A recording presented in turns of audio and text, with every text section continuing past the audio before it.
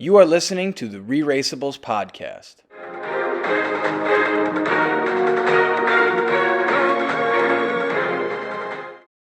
Hello and welcome back to the ReRACEables Podcast. I'm your host, Tom, joined tonight by Nicole and Lizzie. And Lizzie wanted to start us off by mourning the loss of one of our favorite teams, Quentin and Maddie. So Quentin and Maddie were in my top 3, aka my top 2, because Abby and Will also had to unfortunately leave early. And we have a very special guest for this episode, and so I really just wanted to pour my heart out and say how much we're gonna miss Quentin and Maddie. And when I say we, I mean I definitely for the rest of the season. They were such a strong team, and I really think they could have gone all the way. And everything they said at the end, they were really disappointed. They think they could have gotten there. I saw that and I agree. So that was definitely a bummer, but it made for a much better episode. I remember we said last week it was going to get that much more competitive. Everyone was on the same playing field, and they were, and they did. And this is just the unfortunate ending. So It seemed like get it off my chest. It seemed like they didn't really do that much wrong, yet they're last place. Yeah. It was like a couple unfortunate turns, I think, like driving around. That's it. Is that what you saw, Nicole? Well, and waiting for the metal cylinders that mysteriously popped up in the middle of the road and not knowing what do we do? An unfortunate turn. Yeah. We don't know how long they were sitting at that. The other thing that probably doomed them too is that they were in the last group to start this leg, right? So they were always kind of, a half hour behind, I believe.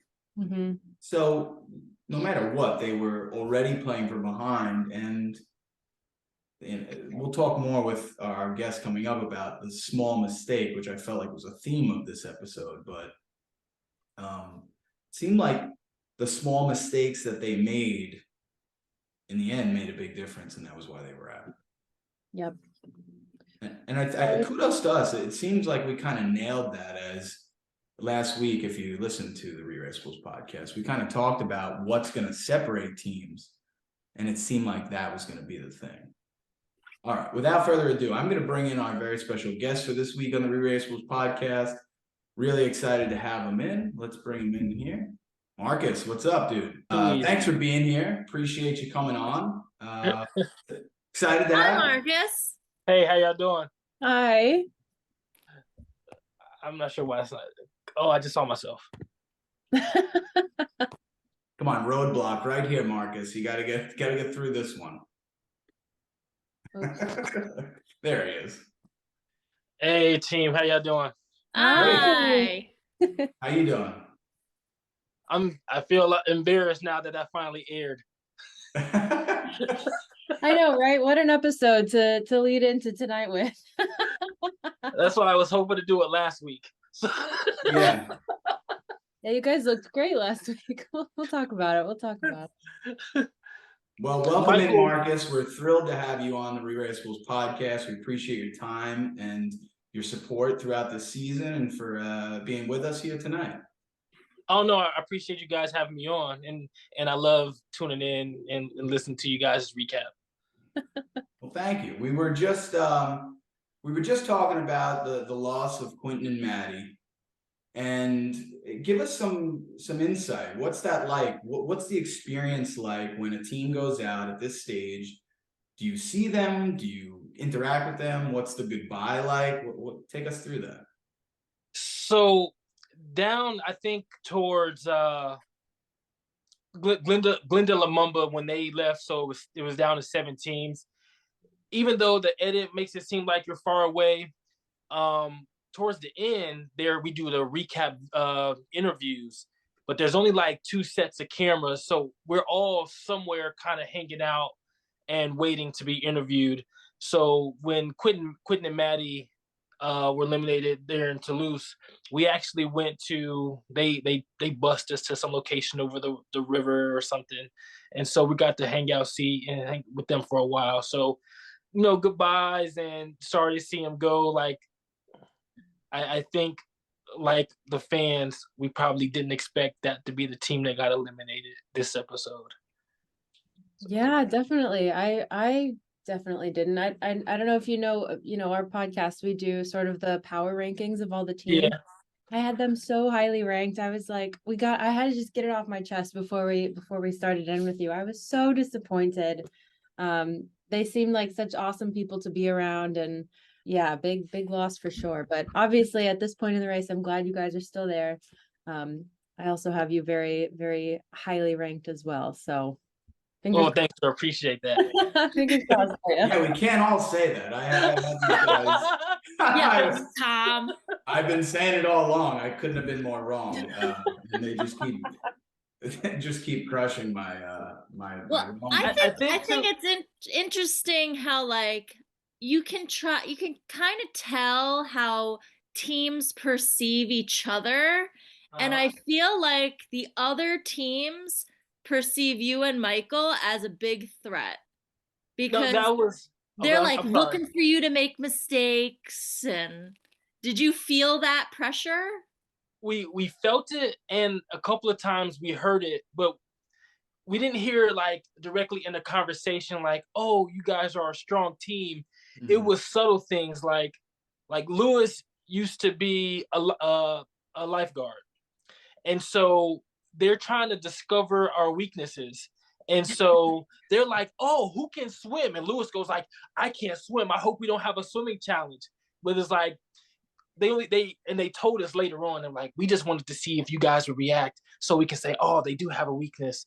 And so if there would have been U-turns, like we were the team that would have been U-turns. And there was, I don't know, there's another plot. I think Aubrey said we got to link up so the brothers don't make it, something like that. So it was some plotting going on, but I guess without U-turns, there's nothing they can really act on. So speaking of U-turns, it seemed like this episode you guys needed to make a couple U-turns yourself. On E80 and 62, and you're making these wrong decisions. What's that like, Marcus? You're in the back of the car, you're the navigator, you've been doing so well with it, and then... So, I want to address one thing you said really early on, I think, when we were texting back and forth or something, and you were like, why'd you have us last? And you said military, you thought rigid.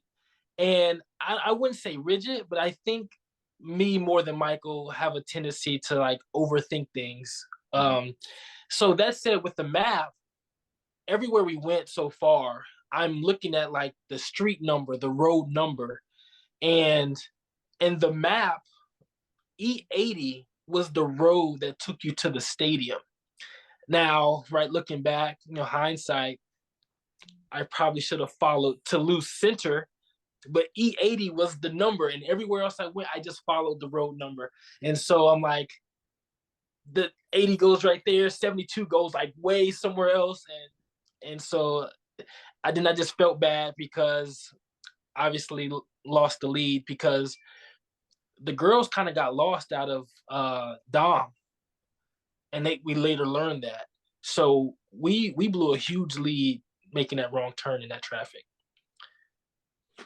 Yeah, and like how aware are you then when you're sitting there and you're in traffic? Like what are you thinking about in that moment? Because we all deal with traffic in our regular lives, and it sucks and it's horrible, and we want to curse and scream sometimes and whatnot. There's not $1 million on the line. Yeah. Well, we tried to be rational about it. Really, we're like, well, it was still relatively early in the day, and our thought process was, if we're in it, then everybody else is going to have to be in it. And I think we were in the traffic earlier in the day, so it might build, especially when we get to like Derek and Claire, Lewis and Michelle, and even David and Aubrey, Quentin and Maddie. We felt like traffic would build, so it would be just as bad or worse for them than it was for us. Nicole, do you think we would have had that kind of poise in that moment? You say we. I think I would. I think you would be a maniac. Yeah, I would. I He's a would like to maniac think, again without $1 million on the line. yeah, I would like to think I would be as calm, cool, and perspective gaining as Marcus was there, to be like, well, it's going to take everybody out. Well, that's amazing. You think of that. 'Cause- I mean, like I said, so it doesn't show this. We actually had a pretty tight working relationship since about the first Jordan leg with the twins. And so we actually were like, okay, we're going to follow each other and we'll get to Toulouse together. And before we got to the highway, we're on some back road.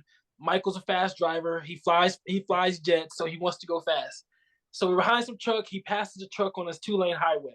And then we're like, oh, we hope the girls pass the truck too. Emily wasn't about it. She was driving like a grandma. And so we're like, where'd the twins go? We're looking behind us. And then here's another slow car. Michael passes them. And so when we got to the highway, there was a rest stop, like right as you enter the highway. We actually stopped and waited like 5 to 10 minutes for them, and they never came. So then we finally took off. Wow. And but anyway, to go back about awareness of maybe where people are, we knew we were ahead of them. And so even though, made the wrong decision, we were pretty confident we could, I guess, correct it without being eliminated. It's those kinds of relationships that I think make seasons so special and make the cast members so special, because you kind of get to see how people work with each other, and I feel like we haven't really seen that sort of relationship with you and Michael and the twins, and I think that would have been such a cool thing to sort of see. Maybe hopefully in future episodes we'll get to, but what a cool piece of insight. That's awesome. What made you decide to work with the twins of all the teams? Like I said earlier, there was acknowledge that there's no U-turns, but the teams were plotting against us. But those teams, it's like everybody else minus Molly and Emily. And so we knew Derek and Claire and Lewis and Michelle were going to work together. I think Lewis, if we would have got eliminated like third in Italy, Lewis would have been happy. Like he wanted us gone like a very long time ago. Mm-hmm. And so it was like the only people, and then I guess we weren't there with a significant other. It's me and my brother, it's Emily and her sister, and so it just kind of felt like natural. Also, Emily's single, Michael's single. I was trying to hook them up when we were at the hotel. Ooh, love this. I was unsuccessful, but I was definitely trying to make that happen. What a subplot. Amazing. the show behind the show. Because how much time are you able to actually spend with them, and how much of COVID is still happening? I know we've covered it on the podcast. We see you guys with the masks. When they were in the parking garage, they have the mask on, and when you were going up to the musician there in the leg, people are masked. How much of that plays into then the behind the scenes, after the leg piece of it? Are you separated? Are you able to actually interact with each other? What were the rules at that point? So when we got to the hotels at that point, it was everybody has to go to their rooms, and you can order room service or whatever. You can eat as much, drink as much, not alcohol, but order as much as you want. And most times at a hotel, there was balcony window. And a lot of times the twins were in the next room over. So we would just probably talk out on the balcony across like that. Other than that, all the flights, so when we were on the charter flight, everybody was talking to everybody. And so somebody said, I think Glenda Lumumba might have said on a different podcast, they got spoiled on the charter flight because it was free alcohol. So every time we got on the flight, it was mimosas, about 3 or 4 mimosas a piece to start.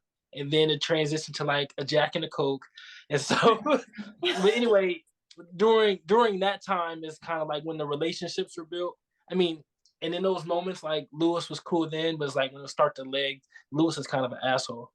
Oh, all right. Ooh. All right. Well, his competitive edge was coming out too much, huh? Nah. It's delicate. Come on, it's a race for $1 million, and it's this amazingly unique experience that all of you are going to have with each other. Yeah. That's going to cement you together for the rest of your lives that only you will all understand, right? Like, no, absolutely. Now, don't get me wrong. Like, I love Lewis to death, and I'm trying to go to Miami. We're gonna hang out in Miami at some point. But like, for me, like, it's hard to compartmentalize the relationship. Either we're gonna be super competitive with each other, and that's how it's gonna be throughout, whether we're in a hotel or whether we're racing. But Lewis is like, oh, we're on a plane, we're cheers, we're drinking together, and then he was like super asshole come race time, and I can't turn it on and off that easily. Yeah, it's when we had Will and James on the podcast. Will talked about race brain, and that was like a thing that he felt like he had to go into mentally to try to compartmentalize. Like, okay, I am with these people, that's great, but now I'm in race mode, and I have to just put all of my strengths into this right now. Yeah. And that was obviously something that really helped them and propelled them forward into the race. But that was harder for you. Not in the race part, in the now we're hanging out part and let's all be friends. Yes. For me, it was easier with the twins. Because in the race, right, the race part of it, right, we get along fine. And like I said, before this leg and Dom, we talked about it. We were supposed to go together. The same thing was in the Dom leg. So we followed each other. We planned the route and followed each other from the chateau to that first castle. Obviously, Michael did his things at the castle, left his keys. And so like we were never gonna ask anybody to wait on us. So Emily got it finished and they left. Before then, I think you all saw us running around Amman together. Mm-hmm. Right. And so that was all planned. Like we ran that whole thing together. And so I guess it was easier. Like, I'm cool with you off of the camera and we do it on the camera. And so, but it was all good. Yeah. Let's head into the roadblock here, Marcus. The who's ready to take one for the team. And it seemed like you may have thought you were ready, but perhaps not. So you had to run, you did that, you had to roll, you had to pick it up, you had to pass it. And then you had to kick it. and I couldn't kick it. No. Well, first off, I love the edit because so did we. I distinctly said that I am not good like kicking the ball, right? If that's what it had to be. But Michael said, I can't do it either. So I'm like, okay, I'll be the guy that gets to embarrass himself on TV. He did. I did appreciate. He was really trying to talk you up. You were like, yeah. He was a football player. Whatever. Not he wasn't a kicker though. Okay. and so Lewis, I'm there. Lewis got on his first try. Claire got on her first try.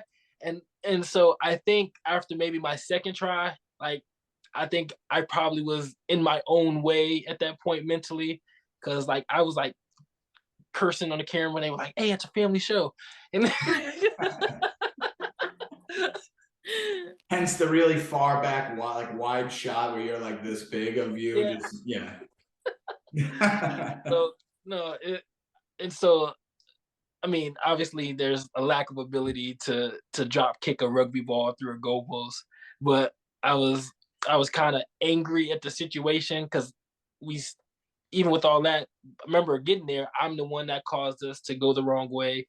So I probably should have just had Michael do it just because I was just kind of disappointed in myself at that time. Well, and it doesn't help seeing Claire get it on like her second try. And if you've been watching us, you know we've been hating on Claire and her performance at these things. Yes. Why couldn't she have a Ducati performance there? Yeah. Not gonna happen. Like, you know what? I don't, even with like Michael putting too many nails in the cart in Amon or leaving his keys, I think those might have been like our worst roadblocks. I don't think we really spent too much time at most roadblocks. And so I guess it was bound to happen. The fact that Claire nailed it on the first try, like Lewis, I expected, right? Yes. You expected, Lizzie, you were expecting that, Nicole? Yes. Right, we would circle that. Yeah. Quentin, I would expect. He's a dancer. Like the guy is athletic. He can do it. Quentin was very impressive. Very impressive. He was. And then the backflip, that was then just gloating. At that point, yeah, he was showing off. He was showing off 100%. I think at that point they probably knew they were in the bottom, and he was like, "Listen, I haven't done a no-handed backflip yet. Yeah. I gotta squeeze one in before we go home." Yes. 100%. For future cheerleading auditions. Yeah. Right, yeah. Well, that's it. I mean, if you're on the sidelines of the Super Bowl champs, you're gonna pick up a thing or two from the kicker at some point. Yeah. I think. Yeah. But Claire, I mean, respect to Claire. We've been killing her all season long. She can't yodel worth of anything. She can't build a Ducati, but she can kick a rugby ball, no problem. Yeah. Easy. Go figure. So Marcus, it seemed like a theme of this episode was the small mistake. Mm-hmm. And like we said earlier, it's kind of been not smooth sailing for everybody, but it seemed like because of the nature of from what we could tell, is that the race and the legs were kind of contained, and it became like more about your navigation skills. And that seemed to be one of the major differentiation pieces of it. Or I think it was last episode when Derek and Claire like took a risk with playing the games to try to, okay, we can beat everybody in that to try to get a little bit of a head. So is that what, are we reading the tea leaves right there, that this episode kind of came down to that small mistake here or there that kind of snowballed on you and was maybe the reason that you guys fell to fourth and why Quentin and Maddie were out? Yeah, the navigation was it.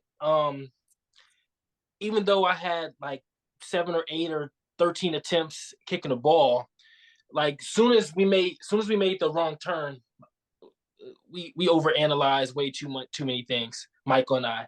And so I started my stopwatch or whatever. I'm like, okay, how long is this gonna take? And we lost about 45 minutes. Wow. Or something like that. And we actually showed up before Lewis and Michelle and Derek and Claire to the stadium. They edited different because we kind of we ran past the clue box, ran back, and then they were getting the clue. So that was the edit thing. I say all that to say is 45 minutes on a wrong turn, but they left 15 minutes after us and they showed up at the same time. And so we don't lose 45 minutes. We probably still come in first with the same rugby performance.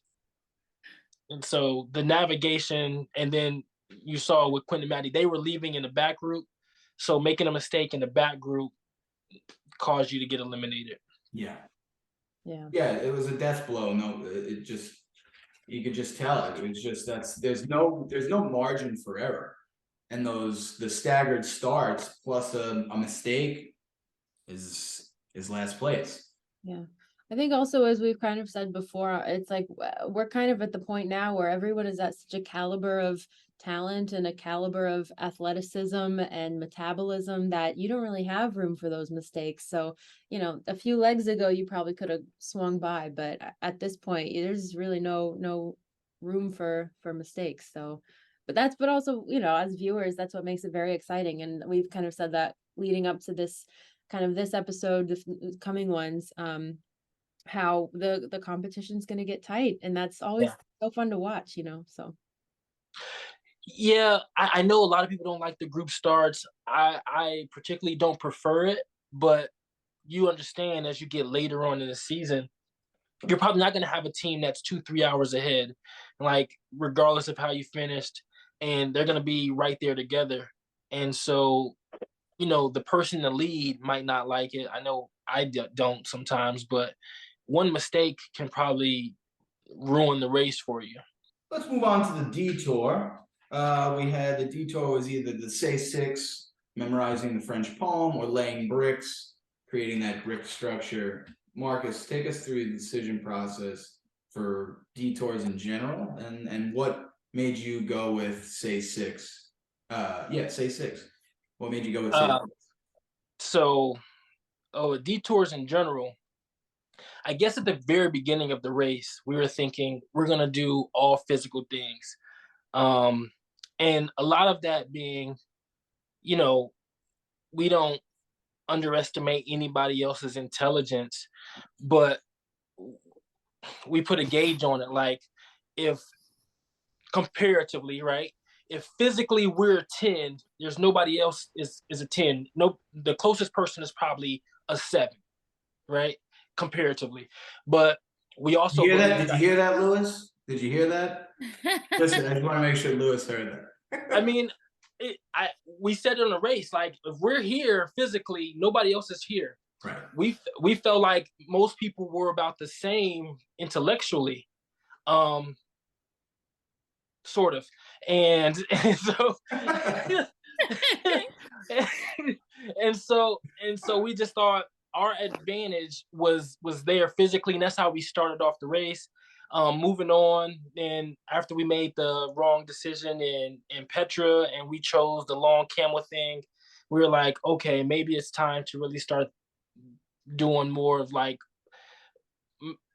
if for lack of a better word, the intellectual challenge. And so we thought the brick by brick was actually going to be the same kind of comparison, right? The puzzle versus the camel. And because even though it didn't sound very good, we still completed the letter by letter in Amman faster than everybody else. So we figured we can learn this alphabet, we'll be able to learn this poem. That was kind of like our thought process. And I think that's where Tom underestimated you and Michael. Because, when we make our judgments just based on, like, the little short clips that they give you in the teasers, we saw you guys and, like, wow, okay, those guys look big, athletic. Usually those people go for only the physical things, which was your original strategy. And that typically does not play out well. But the fact that you guys have more to you to that, you guys have brains on, where you can really strategize and, like, really complete tasks efficiently and well and memorize things. Like, that's really what makes you a threat to other people, I think. Absolutely. I think it does too. There was something like people don't know. I'm probably gonna do some gloating or whatever. It doesn't make a big difference, right? Because people make mistakes. But the producer said that I had the highest IQ. We have to take all these tests. They said I had the highest IQ of everybody on the race. Michael, like, has like a near Ivy League education. We didn't share these things with the other people. Mm-hmm. Also starting off the race doing the physical tasks, we wanted people to think that's all we could do. We wanted them to think that. That's smart. Next level strategist. That's playing the long game right there. Yeah. Love respect to you for that. Wow. Good on you. So can you recite the poem for us quickly here as we close? Oh, that was in and out. I threw that thing away as soon as she gave us the clue. J'irai pare, j'irai fare la montagne. There he goes. You did it. That's it. Sounded good to me. Yeah. Well, that's all I absorbed too. Awesome expert, by the way. Did you ding that, Lizzie? The expert for this, for the poem. The judge behind they had. Oh yeah. Oh I yeah. said I love the expert. The expert of the season. Good pause time. Did you see her facial expression? Oh yeah. Facial expression. Oh yeah. Oh yeah. That lady was awesome. Yeah, yeah, she was. Yeah. Everything you want out of the expert inside. She really nailed that. Tip of the cap to her. The only other thing I'll say about that, it seemed like Derek and Claire, again, another Claire standout for this particular detour. Derek seemed to have some background with French that he mentioned. Really impressed by them. Were you by their ability to kind of just nail that challenge? Yeah, I was surprised again, just like seeing them whiz by it. I was just like, what's so funny about that though is that I have them ranked as my number 2 team, and I keep being like, wow, I can't believe you did that, which I don't know why that controversy keeps happening, but good for them. I mean, surprising, but because good. they've proven themselves incapable at certain things. They're writing their own plot line in this show. They're really in control out here. I don't know. Yeah, I think Marcus I think you guys are too. Sort of showing everyone your cards now that we're later in the season by being complete brainiacs, when if you just one look at you from the little clips we're given, right, when we make our rankings, that everyone thinks you're going to go do all the physical challenges. What great layers to the season everybody's giving. It's so fun to watch. No, it is. It's obviously fun to watch. It was fun getting to know, right, whatever. Even when we went to the hotel, there was still like limited conversation. We had to wait for the plane ride to catch up. But learning that Derek knew French fluently, and he told us what the poem meant in English, and after the fact, and so we're like, well, yeah, we can see why you did well on that. And Claire is like, has the, I don't know how to say it, deceiving intelligence, where she's keeping them on track like the right way. Like, Derek, make sure you're saying the poem in French, not English, right? Because that's the way you gotta recite it. No, they're awesome. Derek's super funny. So All right, well, we'll close out on this. We'll open up. What? We'll close out on this little root info question here for you. We often, as we're watching, one of the reasons we love the show is we get to see the world, right? Yeah. And we get to see it, whether it's the one that burns into my mind is like that train car in India that was like packed out to the max in the early season. Yeah. All the way to everything that we're seeing this season. It's all great stuff. You get to see the world. And but how much of it do you get to enjoy as you're racing? What is that like where you're in these amazing places? Once in a lifetime, you're going to Jordan, but like how much are you able to actually soak in? It's very little, actually. And I don't know, I wish I could put like a number on it. It's probably 90%, 95% race, 5 to 10% enjoyment. Because that time, the enjoyment time comes either, well, it depends on the location you're in, but when one teammate is doing a roadblock, so the other person can enjoy the scenery.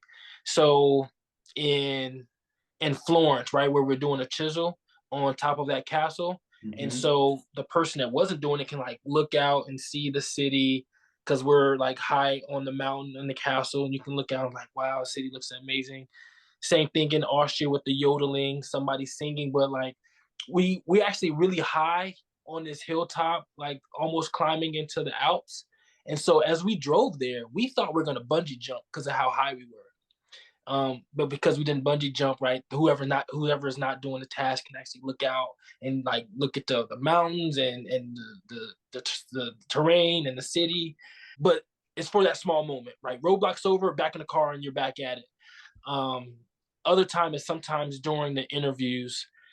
So where we did the interview in Petra, we were like facing the big tomb.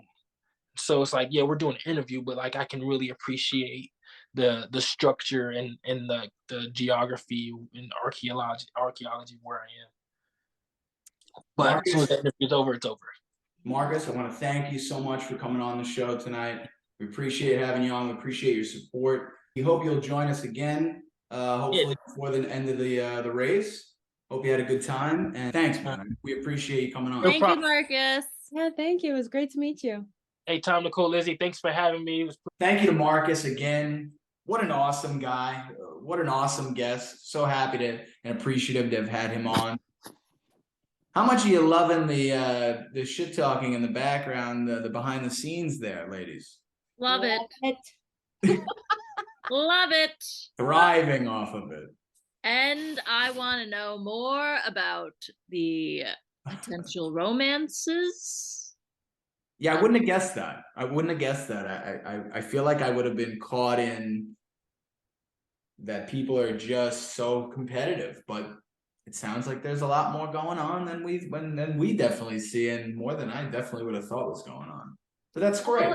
I also think, well, first of all, they're not airing any of that. So it's just the only way you would get it is to have inside information only on the ReRACEables podcast. You got to get it here, folks. That's really what it comes down to. But also, I feel like, I don't know, that's like, there's like a vacation mode sort of mindset about that kind of thing. It's like you're out running around the world. Maybe you're doing things you you wouldn't normally do when you're at home, which I guess is the whole point of the show.